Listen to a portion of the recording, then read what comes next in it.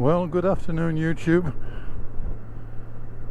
Moto Takahe here, just leaving Jar-sur-Mer in the direction of Longeville and then onwards towards La Rochelle.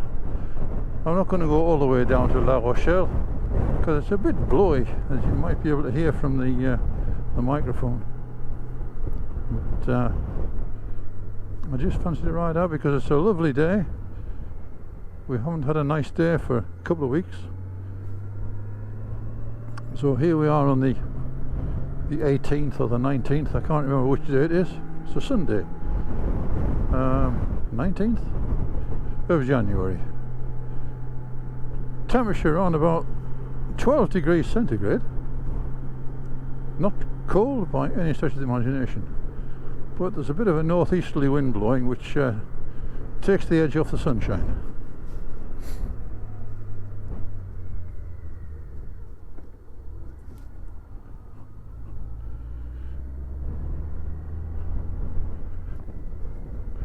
When I was looking at YouTube yesterday evening, I was looking at, I think it was Harley Day Rider, one of the American vloggers.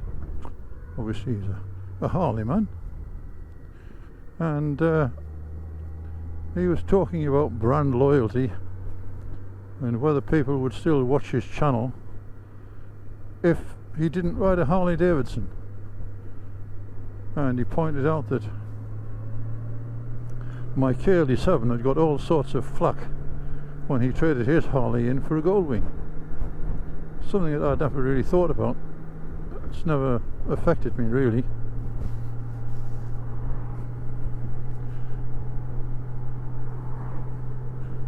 I tend to ride the motorbike that I fancy at the time, and I've been like that more or less all my life. And although it appears a bias, I've actually had more Hondas than I've had other things. But I certainly have had other marques. For instance, when I was a teenager and we still had British motorbikes, I had a Triumph, I had one of the very early Hondas, I had a matchless 650 CSR and a BSA A10. And I didn't really worry about whether I was a BSA man or a Norton man or a whatever. I just rode my bike. Just close that visor down because it's getting drafty.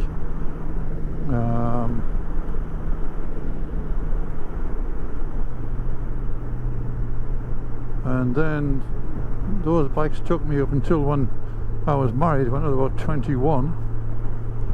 Well, I was 21 in fact, not when I was about 21, I was 21. And I actually put a sidecar on the A10. And my wife and I used to travel up and down from Manchester to the northeast of England and that on a regular basis. Summer and winter, strangely enough.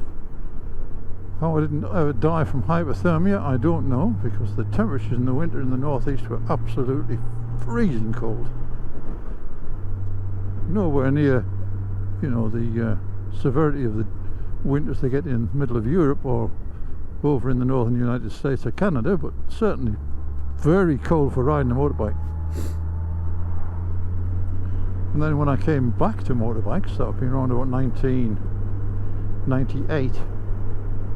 98? 88? Can't remember. Anyway, when I came back to motorbikes, I came back with a Kawasaki 550, which was very nice. I then bought a GL 1000 K1 1976 in about 6 boxes with a frame and a bunch of wires. I put that together and it went very well. Sold it. The guy that bought it off me after my 18 months of hard work managed to crash it and write it off. So I wasn't very impressed with that.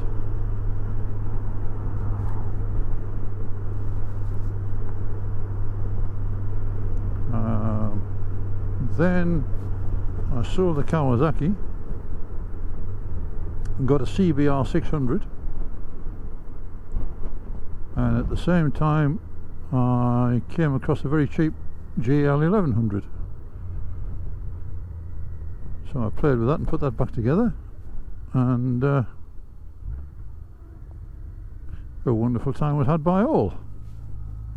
I joined the Goldwing Club of Great Britain, and I used to go to their weekend treffins and generally drive about the country the weekends on the 1100, and then other times I would fool about with the CBR 600.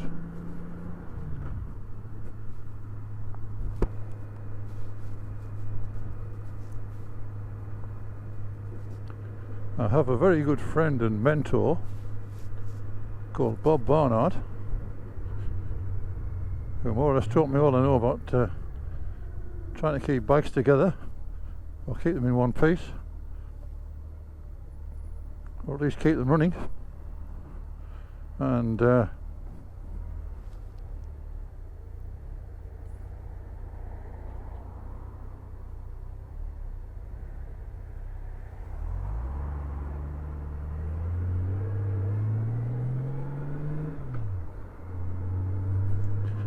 well, it was a bit naughty. There's a man parked right on my right hand side there, pushing me to come round the corner, which is most unusual. Now he's disappeared. So, where was I? Oh yes, my guide and mentor, Bob. He kept me right, and we used to ride out all over the place. And my other friend Bob West, we did 2 or 3 trips to Europe together, just over to France, and then across to Austria, but that's jumping ahead. After I got the 1100, I then decided the 1200 would be rather nice, but obviously it was far too expensive, so I had to wait a few years until the prices came down, and ended up with a very nice 1986 that had been crushed when it was being transported from the States over to England when the mezzanine floor collapsed on the boat. And in the container the planking all gave way and all the bikes came down on the ones underneath, and this 1200 was one of them. So I bought that for a very reasonable price. Did a complete rebuild on that in terms of bodywork. It didn't have a lot of miles on it, so I just did the heads. And then I decided that it would be really nice to have a pearlescent white Goldwing like my friend's 1500. So I went and saw my local paint shop, and they made me a mix that would cover the whole bike in terms of quantity, and then made it up into spray cans because I didn't have a compressor, and I didn't really fancy buying a compressor. So I sprayed it by hand. It came out rather well. Then, around 2002, the 1800 came out, and a friend of mine gave me a ride on it. Oh, and it was the most wonderful thing in the world, but I could not afford that kind of money. After all, I'm a married man with 3 kids, universities and things like that to pay for. Oh no, couldn't afford that. So that just went on the wish list. And then after that, I rode the CBR. I then had an FJR 1300.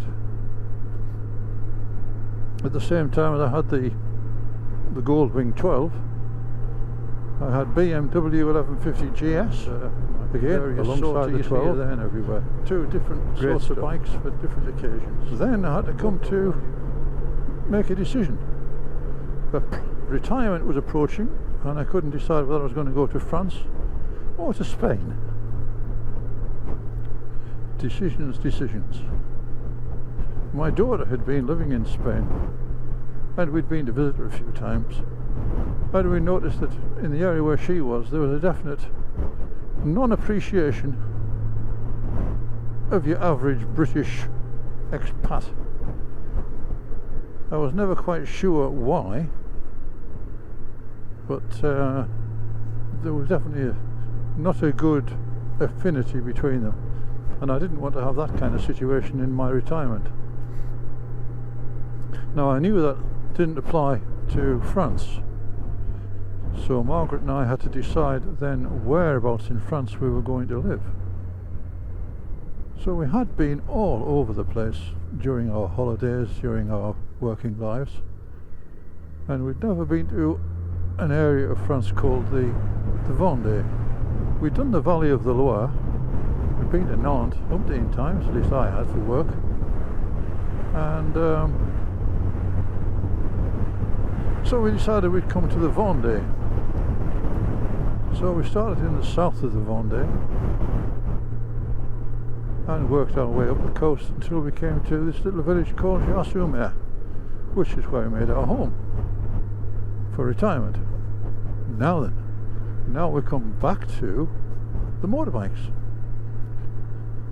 Because France is part of Europe and all vehicles have to be homologated. All vehicles have to be homologated within Europe. That is, they all have to meet the same specifications. Now, my Goldwing was an American specification motorcycle which could not be homologated. Therefore, I wouldn't have been able to take it to France. Well, I would have done, but I've had to go back to the UK every 12 months to get it re-registered, etc. And that would have been illegal anyway. But I wouldn't have been able to re-register in France. So I sold the Goldwing to a gentleman from Dubai who took it down there in a container from Milton Keynes. Another story about riding up a set of pallets to get it in the back of a container so they could hide it behind all these washing machines. Good Lord, things you do in life. So the Goldwing went. Now then, I now have the 1150 GS. So, came to France. I went back to England when everybody was settled in and drove the bike from England down through Cherbourg and back down to the Vendée. And after I'd had it for a while, I decided that perhaps I should have something else. Well, what can we have something else? Well, it's a bit on the heavy side, this 1150 GS. We should really have something lighter because I'm getting a bit old and decrepit. This was 10 years ago. So I thought, well, what's the latest thing since sliced bread? And I liked the look of the Triumph 800 Tiger. So I had a good look in the UK because bike prices in France are rather silly. Saw one I liked, flew over, went and saw the guy, bought the bike and drove it back. Well, I had that for a little while, but it didn't really make me smile. Didn't make me smile. So I thought to myself, oh, this is no good. Let's try something else, something a bit bigger. So, what did I get? What did I get?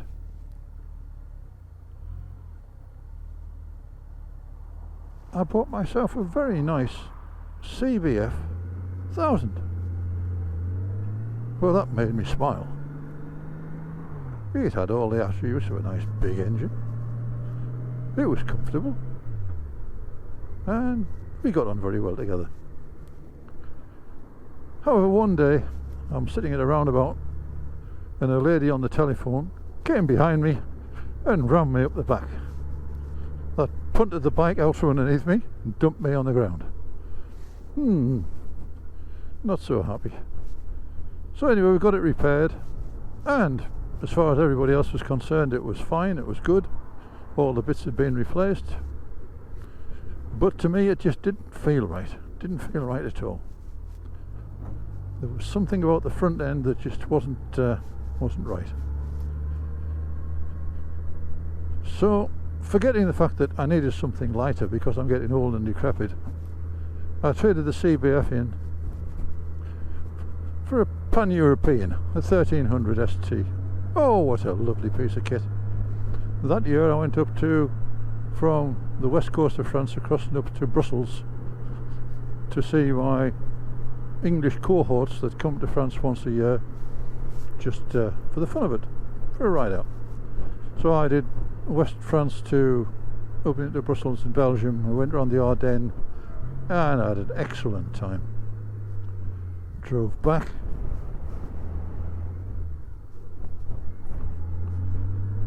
And after the ride all the way down from the Ardennes and struggling with it a little bit on the ring road around Nantes, I got back into this, well, it's a bit heavy at the traffic lights and all the rest of it now. I shouldn't really have a bike of that size because it's, you know, my age, This was 3 years ago. So I traded in the ST 1300 and bought myself this is in 2015. I love the spec of the Yamaha Tracer, so you can see my brand loyalty is absolutely zero. I'm here, there and everywhere, and all my friends still talk to me and I never had any trouble at all.